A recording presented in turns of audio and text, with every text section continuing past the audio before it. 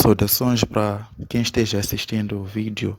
Para o dia de hoje, que eu trago este tema da investigação operacional, método dual simplex. Este método apresenta diferenças, tanto semelhanças com outros métodos simplex já vistos anteriormente. Então, essas diferenças e semelhanças vamos ver ao longo da nossa aula. Primeiro, apresento aqui as regras para proceder com este método dual simplex. Temos aqui regras da entrada e saída da variável na base.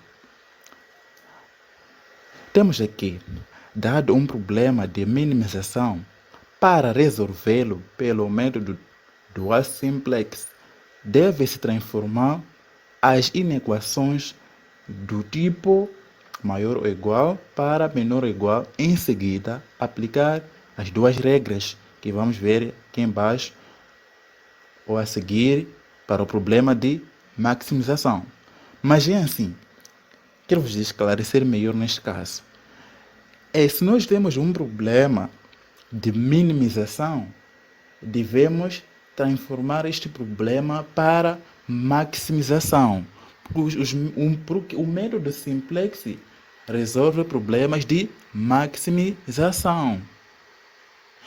Então, se temos símbolos de desigualdade maior ou igual, devemos transformar para menor ou igual, porque neste método não vamos usar variáveis artificiais. O método, quer dizer, este símbolo maior ou igual obriga-nos a usar variáveis artificiais, mas o menor ou igual apenas usamos variáveis de folga. É o que vai acontecer. Neste método apenas iremos usar variáveis de folga. Então, primeira regra está aqui. Variável que sai é a variável básica com menor valor negativo. Se todas as variáveis básicas tiverem valores positivos, a solução é ótima. Isto é, se formos a representar a nossa tabela inicial simplex dual e nos B's os resultados forem todos positivos, os números forem todos positivos nos B's, significa que a nossa solução é ótima, ok? Regra 2. Variável que entra é escolhida entre as variáveis que formam as variáveis fora da base da seguinte forma: dividir os coeficientes do lado esquerdo da equação z transformada, coeficientes da função objetiva neste caso, pelos correspondentes coeficientes da equação da variável que sai. Significa, primeiro a gente procura ou identifica a variável que sai.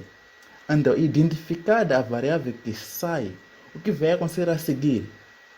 A variável que entra vai ser o quê? Vai se fazer divisão ou a razão entre a linha z transformada pela linha que sai. Neste caso, coeficientes da linha que sai.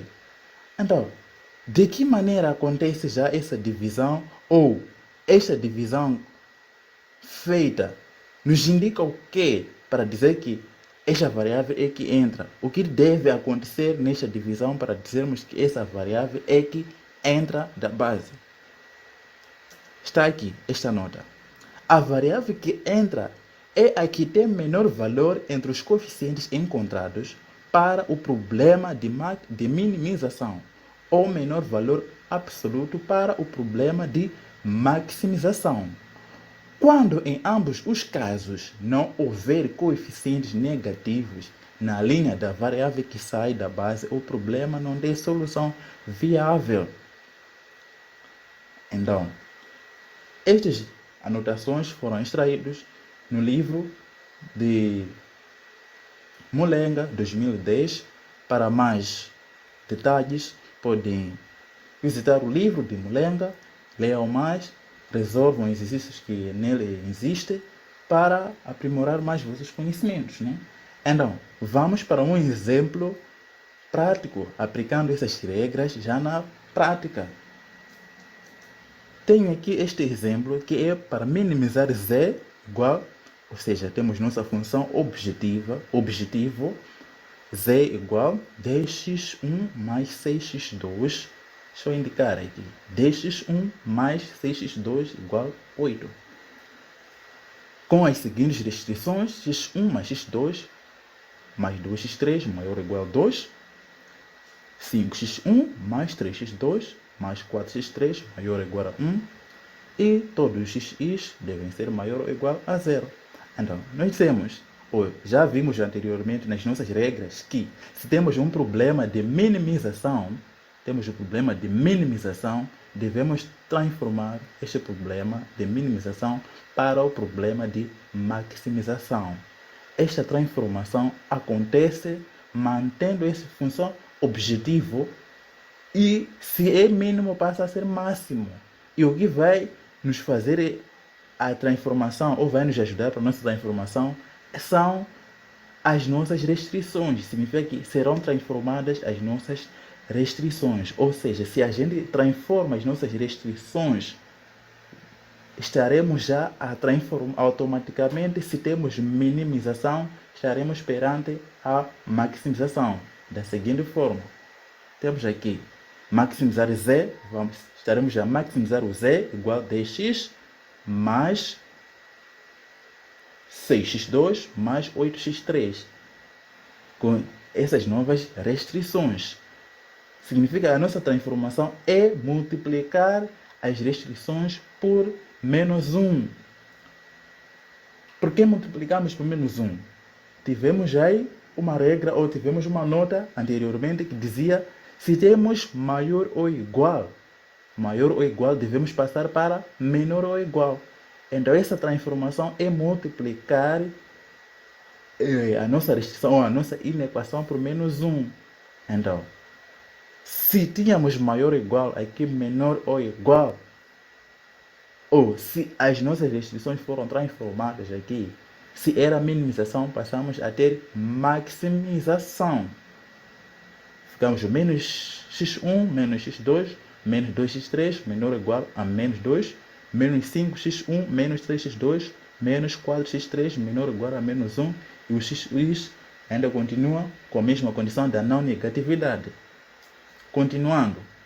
Agora, como disse anteriormente, que esta transformação de maior ou igual para menor ou igual é para evitarmos trabalharmos com variáveis artificiais. Aqui apenas iremos adicionar variáveis de folga, visto que menor ou igual, quando temos menor ou igual, apenas trabalhamos com variáveis de folga. Então, teremos isso aqui. Teremos já a nossa última restrição e a nossa última função, objetivo, para começarmos já a montar as nossas tabelas. Então, temos aqui, primeiro, menos x1, menos x2, menos 2x3. Isto aqui está também aqui. Então, vamos acrescentar uma variável. Aqui neste caso, esse outro x3 seria x4 neste caso. Então, deixa aqui eu alterar agora mesmo. Sim, já alterei aqui, dando continuidade, como eu dizia, né? Aqui o x4 e o x5 são as nossas variáveis de folga. x4 e x5 são nossas variáveis de folga. Se vai adicionar, acrescentamos uma variável de folga que é x4. Para este caso, acrescentamos a segunda variável que é x5. Neste caso aqui, no segundo caso, será 0x4, porque o x4 é a variável de folga para a primeira restrição. E para aqui em cima, o x5 terá coeficiente 0 porque é da segunda restrição. A primeira não existe, é mesmo dizer que não existe na primeira restrição. igual. Então, se a gente acrescenta as variáveis de folga, o menor ou igual, ou seja, estaremos a transformar as nossas equações para equações nas nossas restrições. Feito isto, as mesmas variáveis de folga que nós adicionamos nas nossas restrições, também devemos adicionar na nossa função objetivo, mas sendo nulas. Por isso tem 0x4 mais 0x5. Feito isso, vamos para a nossa primeira tabela. Tabela iniciar simplex dual. Está aqui a nossa tabela, que é formada pelos coeficientes das nossas restrições e da nossa função objetivo de maximização, mas já transformada e com coeficientes negativos. Se aqui tem coeficientes positivos, na nossa base passa a ter coeficientes negativos. Então aqui esse W é auxiliar, né? Esse W é auxiliar desse aqui maximização. Então, continuando, explicar aqui o que aconteceu. Para o primeiro caso, temos menos x1. O coeficiente neste caso é menos 1, por isso temos menos 1. Neste caso é 1, menos 2. Então aqui menos 1, menos 2. 1, 0. Temos 1, 0 aqui. E por fim, menos 2, que é o BI, ou termo independente, menos 2. Para a segunda linha, temos aqui menos 5, menos 3, menos 4. Temos aqui menos 5, menos 6, menos 4. Aqui 0, 1. 0, 1. E o termo independente, temos menos 1. Este aqui está aqui. E a nossa função objetivo, temos 10. Eu disse que, neste caso, se temos esses coeficientes aqui, na nossa base, vão entrar seus simétricos. Menos 10 fica menos 10, 6 fica menos 6, e 8 fica menos 8, e 0, 0, 0, 0, 0. Então aqui, como esse W, para não nos atrapalhar, significa que se temos minimizar, aqui na maximização, deve colocar, aqui onde manter 0, deveria se colocar o W, né? Para dizer que minimizar, para maximizar já passa a ser W. Podem colocar também W aqui a partir dessas funções de maximização, que é esta função e esta aqui, que representa este W aqui. Esqueci colocando e acabei mantendo o Z. A partir daqui, da segunda função objetivo, deve-se colocar maximizar o W. Estamos juntos, atenção. A partir dessa função, da segunda função objetivo de maximização, deve-se colocar maximizar W. Este W que está na nossa base.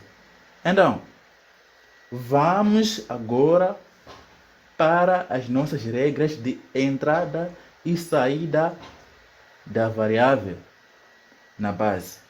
Então, vai entrar a variável, ou seja, primeiro é atender a variável que sai. A variável que sai é aquela que tem aqui no BI menor valor negativo. Nesses BIs, significa que os valores negativos aqui é menos 1 e menos 2. E o menor neste caso é menos 2. Significa que a variável neste caso que sai é o x3. E qual é a variável que entra? Eu disse é x3. Vamos destacar esta linha que sai.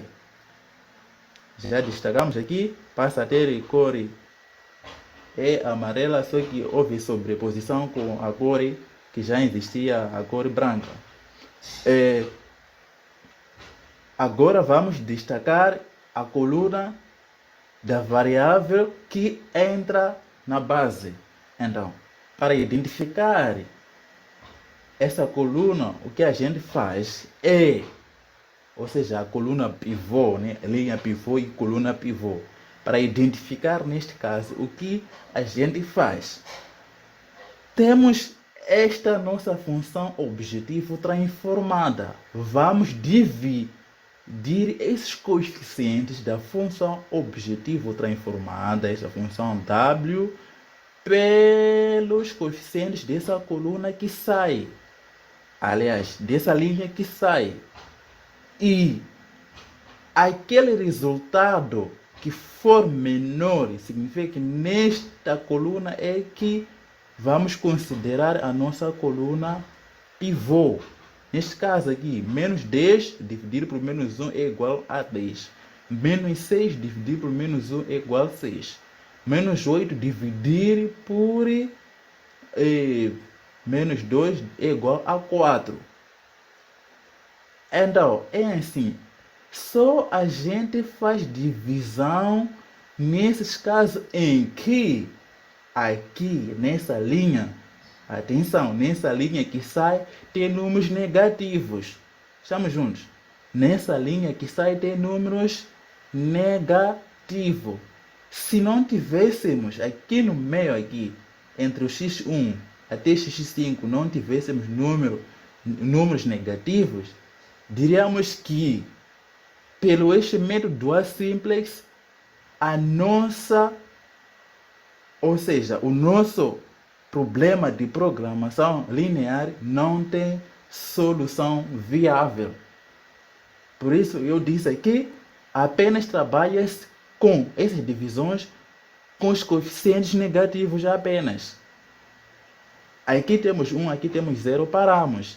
Significa menos 10 por menos 1 é igual a 10, menos 6 por menos 1 dá 6, menos 8 por menos 2 é igual a 4. Significa o menor valor neste caso encontra-se aqui na variável 3, que é 4. Significa que essa variável 3, o x3 é que passa para nossa base. Significa mantém-se a mesma coisa. Aqui temos x3, continua de novo x3.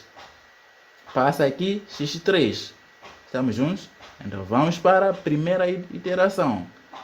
Neste caso, estamos aqui, identifiquei a coluna pivô.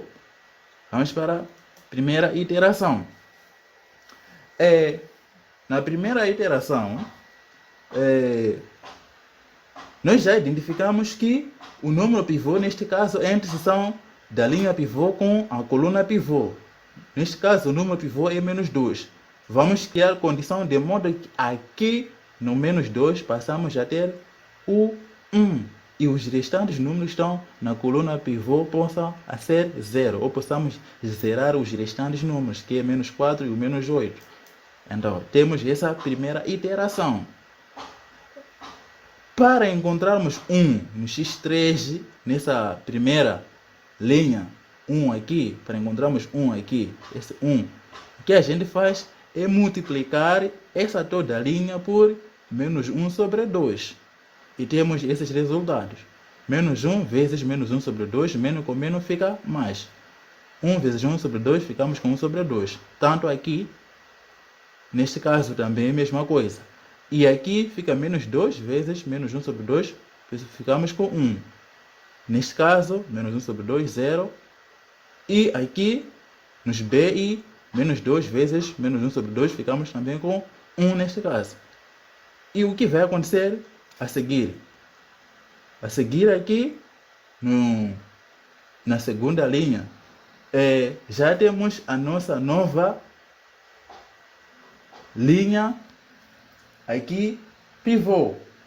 Neste caso, aqui é L1 novo. Então, o que vai para encontrarmos L1, L2 novo?